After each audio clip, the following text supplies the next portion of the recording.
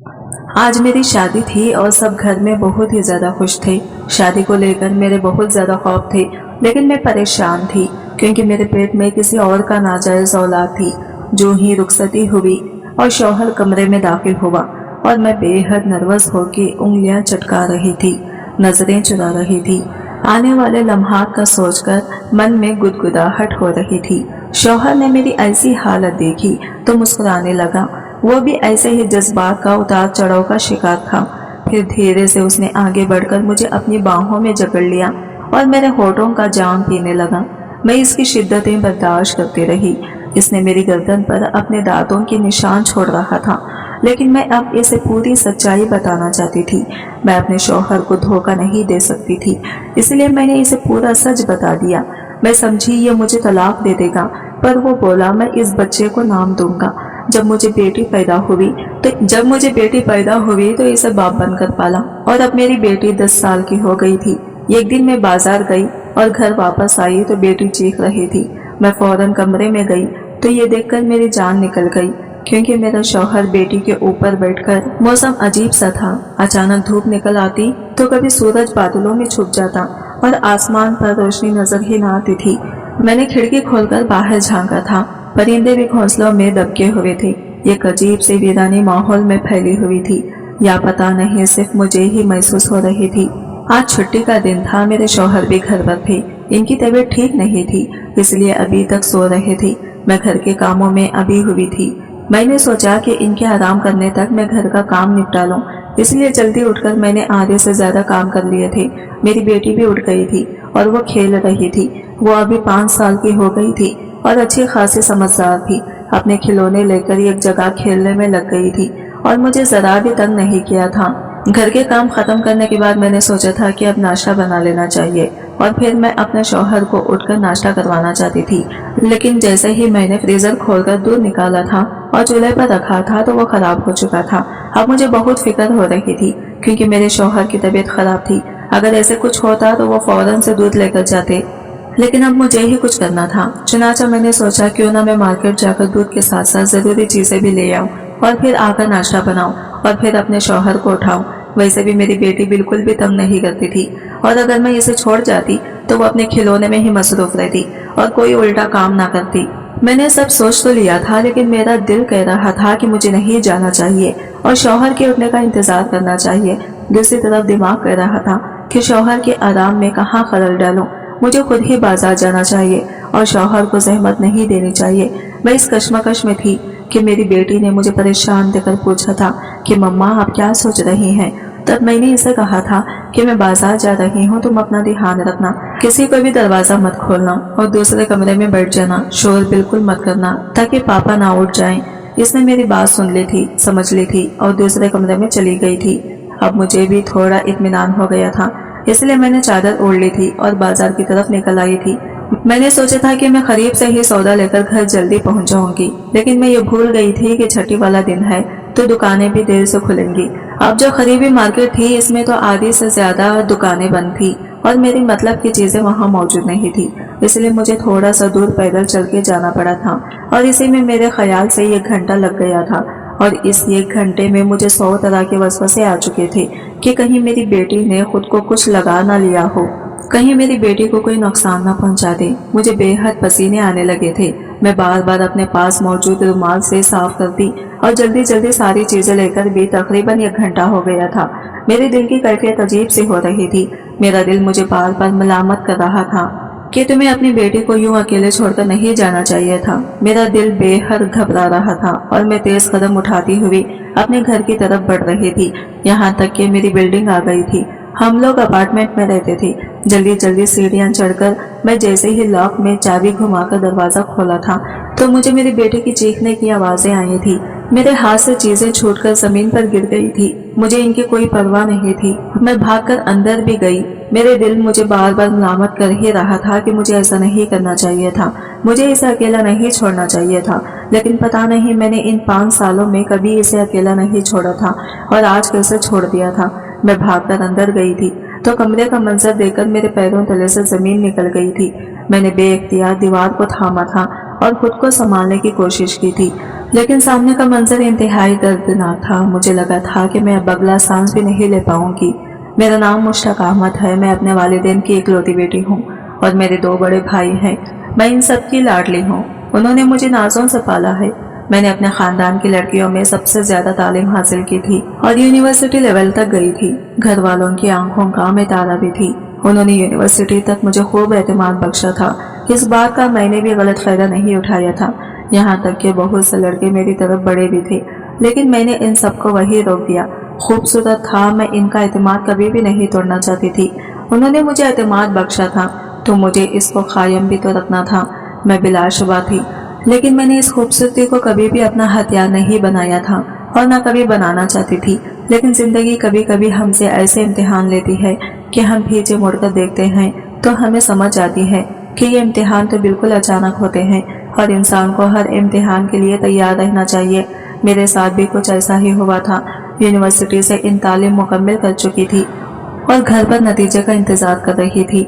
घर के कामों में अम्मी का हाथ भी पटा लेती थी और अम्मी अब मेरे लिए रिश्ते ढूंढ रही थी, जबकि मैं मना कर रही थी कि मुझे तो अभी इनके साथ बहुत से वक्त गुजारना है, बहुत सी बातें करनी है, शादी तो अभी बात की बात है।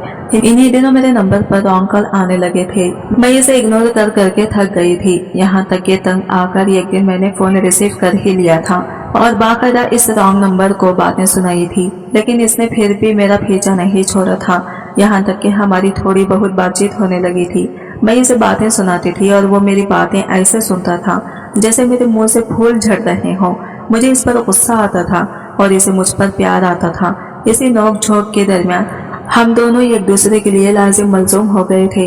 हालांकि हमने एक दूसरे को देखा तक नहीं था। हमने एक दूसरे को देखने की भी ख्वाहिश की थी। हमारे ताल्लुक को 6 महीने से ज्यादा अरसा हो चुका था और हम एक जान दो खालिब हो गए थे। मैंने ये बात घर वालों से छुपाई थी क्योंकि मेरे नजदीक ऐसी ढकी छुपी दोस्ती कोई अच्छी बात नहीं थी, लेकिन फिर भी दिल इसकी तरफ हिमकता था। मैंने बहुत बार कोशिश की थी कि मैं अपना पीछा इससे छुड़वा लूं, लेकिन ऐसा नहीं हो सका था। हर बार पीछा छुड़ाने पर वो नए कॉल नंबर से मुझे फोन कर लेता था और मैं फिर मजबूर होकर दोबारा इससे बात करने लगती थी। मुझे समझ नहीं आता था कि इसकी बातों में ऐसा क्या जादू था कि यूनिवर्सिटी में हजारों लड़कों के होने के बावजूद भी मैंने ऐसा कोई कदम नहीं उठाया था। लेकिन इसकी बातों में अगर मैं ना सिर्फ इससे बात करने लगी थी, बल्कि अब मेरा भी इसके बगैर गुजारा नहीं होता था। दिन ऐसे ही गुजर रहे थे। एक दिन इसने मुझसे एक अजीब सी फरमाइश कर दी थी और मैंने फौरन से इनकार कर दिया था, लेकिन इसका इसरार बढ़ता चला जा रहा था। वो मुझसे मिलने का कह रहा था। इसने मुझे अपना नाम नासिर बताया था, जबकि मैंने इसे अपना नाम मुस्कान बताया था। पहले तो मैंने इसे साफ इनकार कर दिया था, लेकिन फिर मैंने सिर्फ एक शर्त पर मिलने की हामी भर दी थी कि ना वो अकेला होगा और ना मैं अकेली होगी। हालांकि मेरे साथ जानने वाला कोई भी नहीं था, लेकिन मैंने इसके दिमाग में ये बात बिठा दी थी कि मैं अकेली नहीं आऊंगी। इसने मुझे पता बताया था और मैं वहां चली आई थी और यही मेरी जिंदगी की सबसे बड़ी संगीन गलती थी। मैंने बिल्कुल भी दिमाग से काम नहीं लिया था और दिल की बात सुनकर यहाँ चली आई थी और मुझे नहीं पता था कि मुझे आगे जिंदगी में क्या कुछ बर्दाश्त करना पड़ेगा। इसने अपना चेहरा छुपाया हुआ था। ना जाने क्यों मुझे किसी अनहोनी का एहसास हुआ था।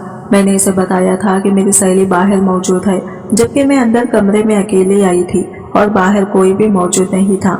मैंने झूठ बोला था, जबकि इसने भी अपना चेहरा छुपाया हुआ था और मेरे चेहरे पर भी नकाब लगा हुआ था। हम दोनों ने एक दूसरे को नहीं देखा था, यहाँ तक कि बिल्कुल करीब होकर भी हम नहीं देख सके थे। फिर हम दोनों के दरमियान तीसरा शैतान आ गया था और इसने मेरी इज्जत की धज्जियां उड़ा दी थी। मुझे मालूम नहीं था कि मेरा पहला एतमाद किसी मत पर मुझे इतना गहराइयों में गिरा देगा। मैं लुटी पुटी अपनी इज्जत अपने हाथों से गंवाकर घर आ गई थी और अपने साथ होने वाले इतने बड़े हादसे की किसी को खबर भी नहीं होने दी थी और अल्लाह के आगे सजदे में गिरकर माफी मांगी थी कि मैंने माँ बाप के एतमाद को ठेस पहुंचाई थी। मैंने अल्लाह की कायम किरदा हक को भी तोड़ा था, जिसका नतीजा मुझे इस सूरत में भुगतना पड़ा था। अब मेरी अल्लाह से एक ही दुआ थी।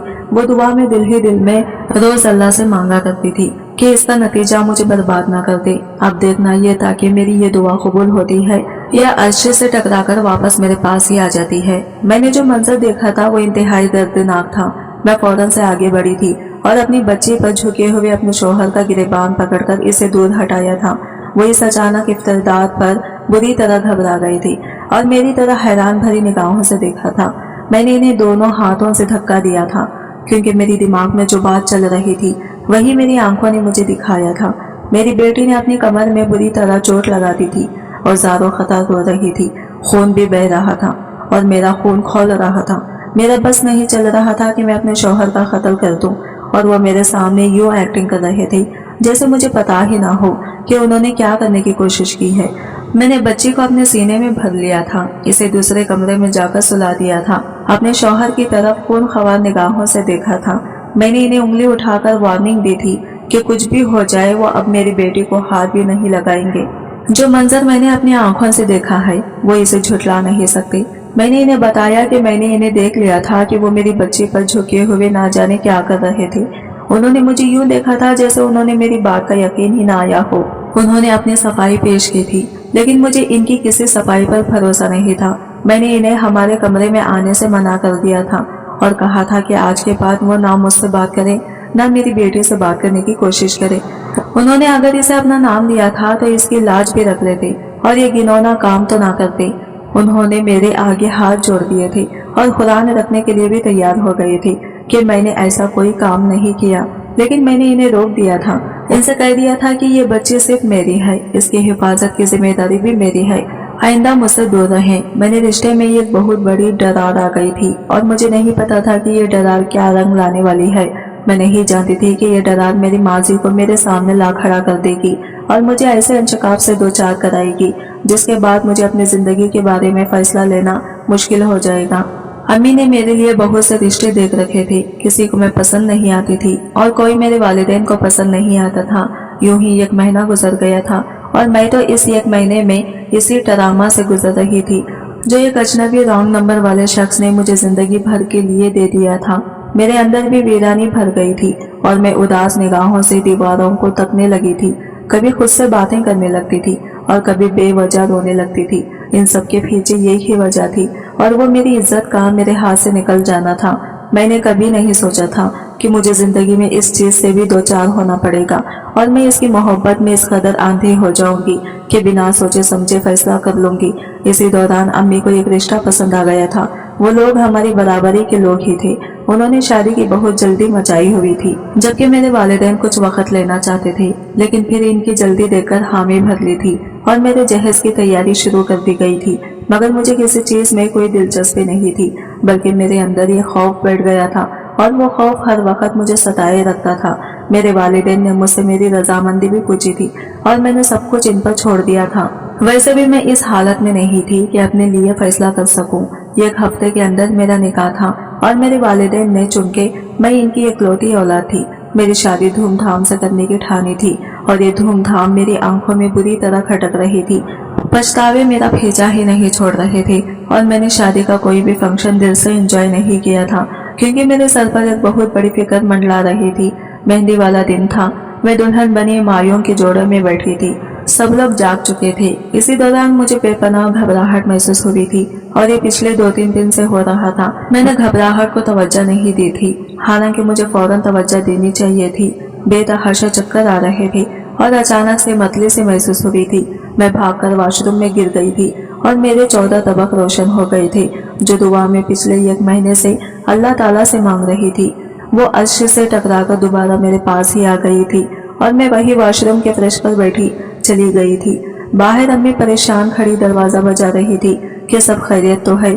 जैसे मैं अचानक से उठकर वॉशरूम में भाई थी, सर गई थी, जबकि मैं अपने गले में मौजूद आंसुओं को गोले को ढकलते हुए उठ खड़ी हुई थी और अम्मी को बस इतना कहा था कि कल रात को बाहर का खाना खाया था, इसी वजह से शायद फूड पॉइजन हो रहा है, अब मुझे दवाई दे दें। उन्होंने मुझे घर की दवाई दे देनी थी जो कि मैंने इनकी नजरों से बचाकर फेंक दी थी।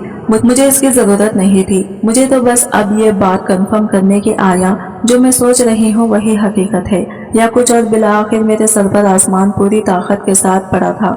मैं उम्मीद से थी और मैं शादी के बगैर उम्मीद से थी। ये किसका बच्चा था मुझे कुछ मालूम नहीं था। मेरा दिल चाह रहा था कि मैं खुदकुशी कर लूं और हमेशा हमेशा के लिए इस परेशानी से छुटकारा हासिल कर लूं, इस पछतावे से नजात हासिल कर लूं जो दिन रात मुझे सोने नहीं देते थे।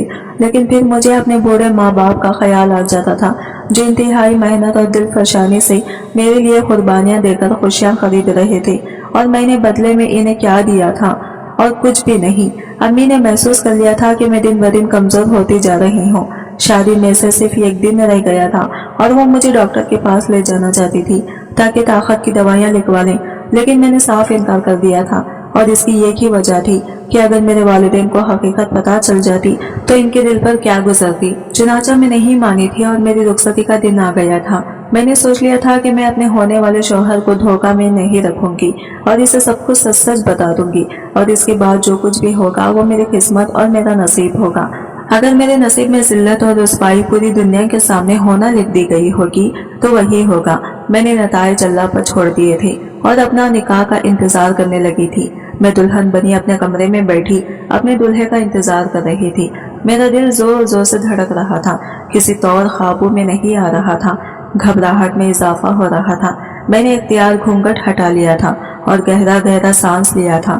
اسی دوران دروازے پر دستک ہوئی تھی اور میں سیدھی ہو بیٹھی تھی، گھونگھٹ بھی گرا دیا تھا، اور آنے والے کو دیکھ کر میرے دل میں سکون ہو رہا تھا کہ یہ شخص شکل سے تو اچھا خاصا میچور لگ رہا تھا، اور مجھے تھوڑی تھوڑی امید تھی کہ یہ شخص میرے بات تحمل سے سنے گا۔ میرے شوہر میرے پاس آئے تھے، انہوں نے میرے ہاتھوں میں کنگن پہنائے تھے۔ میں نے اپنا گھونگھٹ ہٹا دیا تھا اور پھر ان کے قدموں میں گر گئی تھی۔ وہ اس اچانک افتدار پر گھبرا کر پیچھے ہٹے تھے۔ میں نے ان کے پاؤں پکڑ لیے تھے اور پھوٹ پھوٹ کر رو پڑی تھی۔ انہوں نے مجھے دوبارہ سہارا دے کر پلنگ پر بٹھایا تھا اور پھر میرے خوب رونے کے بعد مجھے پوچھا تھا کہ آخر بات کیا ہے۔ میں نے روتے ہوئے ہچکیوں کے درمیان ساری بات بتا دی تھی اور آخر میں یہ کہا تھا کہ آپ کا جو بھی فیصلہ ہوگا مجھے منظور ہوگا۔ اگر آپ مجھے طلاق دینا چاہتے ہیں تو آپ مجھے طلاق دے دیجیے، اور اگر آپ اس حقیقت کے ساتھ میرے ساتھ رہنا چاہتے ہیں تو وہ بھی مجھے منظور ہے۔ اب میں خاموشی سے ان کے فیصلے کی منتظر تھی، اور کافی دیر بعد انہوں نے مجھے کہا تھا کہ میں نہ صرف اس بچے کو اپنا نام دوں گا بلکہ اسے سینے سے لگا کر رکھوں گا اور اسے ایک باپ کی طرح محبت کروں گا، کیونکہ اس میں تمہاری بھی کوئی غلطی نہیں تھی، یہ سب کچھ ہماری قسمت میں لکھا ہوا تھا۔ لہٰذا اب تم بھی پچھلی باتوں کو بھلا دو اور ہم محبت سے اپنا گھر بنائیں گے اور اس اولاد کو بھی محبت سے پالیں گے اور اسے کبھی حقیر نہیں سمجھیں گے۔ میں اسے اپناؤں گا، اسے اپنا نام دوں گا اور اسے حقیقی باپ کی محبت بھی دوں گا۔ میری روح تک میں سکون اتر گیا تھا اور میں پوری رات ان کی شکر گزار کر رہی تھی اور ان کا شکر ادا کرتے کرتے نہیں تھک رہی تھی۔ انہوں نے میری مشکل چند منٹوں میں آسان کر دی تھی، اور یہ ان کا احسان تھا جو میں زندگی بھر نہیں بھلا سکتی تھی۔ میں ان کے احسان تلے دبی رہتی تھی۔ انہوں نے اپنا وعدہ سچ کر دکھایا تھا، اور اللہ نے میری شادی کے پورے 9 مہینے بعد مجھے ایک پیاری سی بیٹی عطا کی تھی۔ اور حیرت انگیز طور پر میرے شوہر میری بیٹی میں ایک چیز بالکل کامن تھی، وہ تھی ان دونوں کا ہونٹ کے پاس قبر، جو اچھا خاصا بڑا تھا اور سامنے والے کی توجہ اپنی طرف کھینچ لیتا تھا۔ ان دونوں کی اس طرح ملتی خصوصیات پر مجھے اطمینان ہو گیا تھا کہ واقعی انہوں نے میری اولاد کو اپنے نام دینے کا ارادہ کیا تھا، تو اللہ تعالیٰ نے بھی اس کے اندر ان کی مشابہت پیدا کر دی تھی۔ اس کا بہت خیال رکھتے تھے، اس سے بہت محبت کرتے تھے، اور کبھی بھی مجھے احساس نہیں ہونے دیا تھا کہ وہ میری بیٹی نہیں ہے، بلکہ وہ اسے ہمیشہ ہماری بیٹی کہہ کر پکارتے تھے۔ اور میں اس بات کے لیے ہمیشہ اللہ تعالیٰ کی بات ان کی شکر گزار رہتی تھی کہ آج کی دنیا میں ایسے لوگ کہاں ملتے تھے جو اتنے بے غرض ہو کر کسی اور کی اولاد کو اپنے سینے سے لگا لیں۔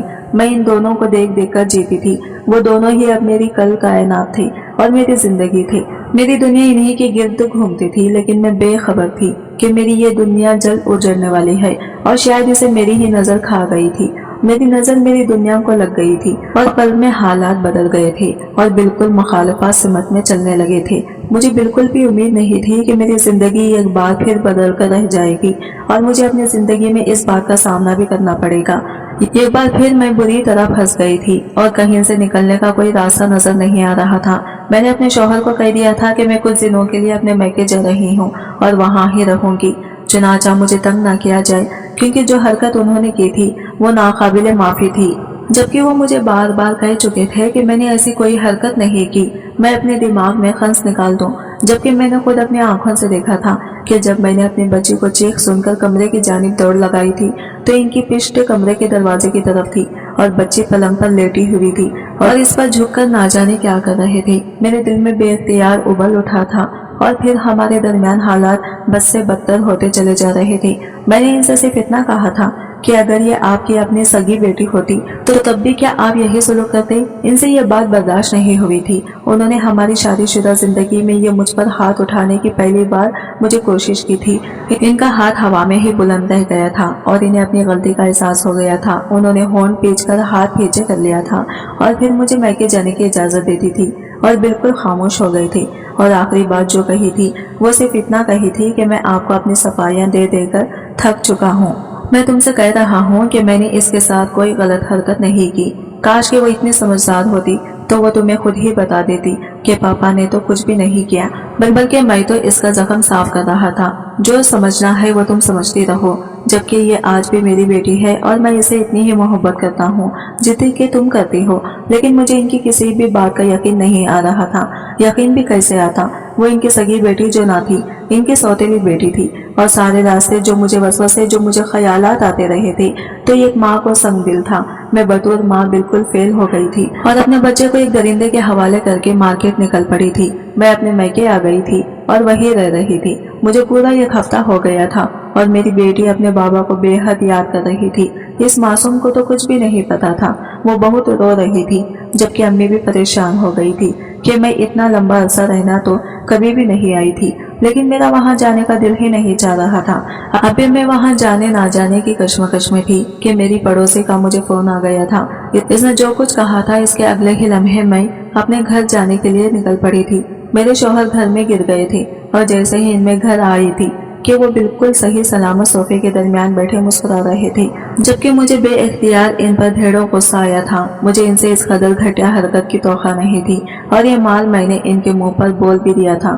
انہوں نے مجھے اپنے پاس بٹھایا تھا اور میں نے ان کا ہاتھ جھٹک دیا تھا، اور اس کے بارے میں انہوں نے جو کچھ مجھے بتایا تھا اسے سن کر میں زاروں خطر رو پڑی تھی۔ انہوں نے جو مجھ پر انشکاف کیا تھا وہ کسی قیامت سے کم نہ تھا۔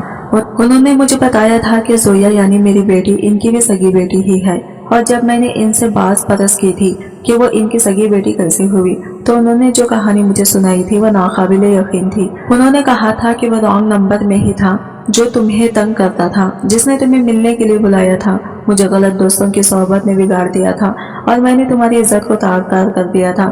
لیکن یقین جانو اس کے بعد میں ایک دن بھی سکون سے نہیں سو سکا تھا۔ میں پچھتاوے کی آگ میں جل رہا تھا اور میں کفارہ ادا کرنا چاہتا تھا۔ میں نے تمہاری جیسی معصوم لڑکی کے ساتھ بہت غلط کیا تھا، چنانچہ میں نے تمہارا گھر تلاش کیا تھا اور وہاں اپنے والدین کو بے پناہ منتوں کے بعد رشتہ لینے کے لیے بھیجا تھا۔ چونکہ میری نیت صاف تھی لہٰذا بات بنتی چلی گئی تھی اور میری تم سے شادی ہو گئی تھی، اور شادی کے بعد تم نے جس طرح مجھے دھوکے میں نہ رکھا اور حقیقت سے آگاہ کیا تھا اس نے مجھے تمہارا اور گرویدہ بنا دیا تھا۔ اس لیے میں نے خود سے وعدہ کیا تھا کہ میں تمہیں کبھی بھی غم نہیں دوں گا اور ہمیشہ تم سے بہترین سلوک کروں گا اور ہماری اولاد کو بہترین زندگی فراہم کروں گا۔ لیکن تم ایک ماں بھی اور تمہارے نزدیک میں ایک سوتیلا باپ تھا، اس لیے تم بھی اپنی جگہ بالکل ٹھیک تھی۔ لیکن تم یقین جانو میں صرف اس پر جھک کر اس کے کمر میں لگا زخم روئی سے صاف کر رہا تھا اور کچھ بھی نہیں تھا۔ لیکن شیطان نے تمہیں کچھ اور ہی دکھا دیا تھا جو تم دیکھنا چاہتی تھی یا جو وسوسے تمہارے دل میں پل رہے تھے۔ اپنی بات مکمل کر کے خاموش ہو گئی تھی اور میں نے ان سے صرف اتنا پوچھا تھا کہ انہوں نے مجھ سے یہ حقیقت کیوں چھپائی، تو انہوں نے میرے آگے ہاتھ جوڑ دیے تھے اور میرے قدموں میں گر گئے تھے اور کہا تھا کہ مجھے تم سے اس بات کی معافی مانگی تھی اور میں نے اپنے طور پر کفارہ ادا کرنے کی پوری کوشش کی ہے۔ اب میں فیصلہ تمہیں پر چھوڑتا ہوں کہ ان 5 سالوں میں اپنے یک فعال کا کفارہ ادا کر پایا ہوں کہ نہیں۔ وہ ہاتھ جوڑے نظریں جھکائے مجھے جو اب سننے کی خواہش مند تھی۔ میں چند لمحے خاموش رہی تھی اور پھر میں نے ان کے جڑے ہاتھ کھول لیے تھے اور ان کے سینے میں منہ چھپا لیا تھا۔ میں ان سے بے حد محبت کرتی تھی اور میں نے ان کی یہ خطا معاف کر دی تھی کہ انہوں نے اپنی طرف سے 5 سالوں میں پورا کفارہ ادا کر دیا تھا۔ مجھے ان سے کوئی شکایت نہیں تھی۔ ہماری بیٹی ہم دونوں کو یہ راستہ مسکرا کر دیکھ کر بھاگ کر ہمارے پاس آئی تھی اور ہم دونوں کی گود میں چڑھ کر مسکرا دی تھی۔ آج کی ویڈیو کہانی آپ کو کیسی لگی کمنٹ کر کے ضرور بتائیے گا، اور ویڈیو اچھی لگی ہے تو لائک شیئر ضرور کیجیے گا، ہمارے چینل کو سبسکرائب کریں فرینڈس۔ ملتے ہیں اگلی نئی ویڈیو کے ساتھ، تب تک کے لیے بائے بائے، ٹیک کیئر، اللہ حافظ۔